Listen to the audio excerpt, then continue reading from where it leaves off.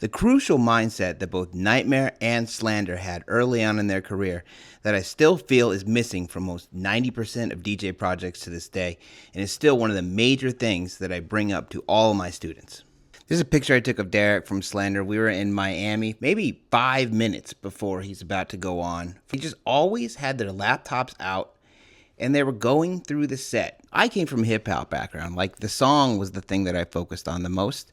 The set, it was like maybe you're an open format or hip hop DJ. You're supposed to read the room. You're supposed to kind of play it by the fly. But these guys were preparing sets, kind of, I guess, how like a stand-up comic might prepare their sets. Like, all of the jokes lined up, and they're going to explicitly go through it to make sure it's laser tight. The set was the end product, not necessarily the song. They will do a million different versions of the set, like I would bounce a million versions of a song. The cool thing about this approach is it allowed them to like pull in music from a bunch of other places, some things that you might not have expected or might not have even come up with if you were just like open format or kind of just throwing things in there on the fly. Sometimes they would come into the second drop instead of the first. Sometimes they would use something unreleased. Sometimes it was like one part of one ID that I made that they would just throw in randomly just because it fit the energy of like where they were going in the moment. And I always felt like Derek and Tyler and Scott, they would always be taking you on like an emotional journey through the set.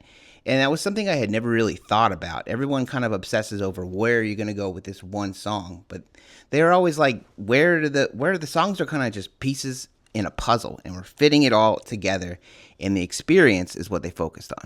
Also, because the set was the main product and not necessarily the song, they just focused on getting something to be playable, right? It didn't have to be absolutely perfect, but they also had the confidence to just make something on a plane and put it right into their sets, and they could experiment. You could see how crowds reacted to songs that weren't even finished yet, and they would take them back and kind of feed off that same energy in the studio to the live performance experience.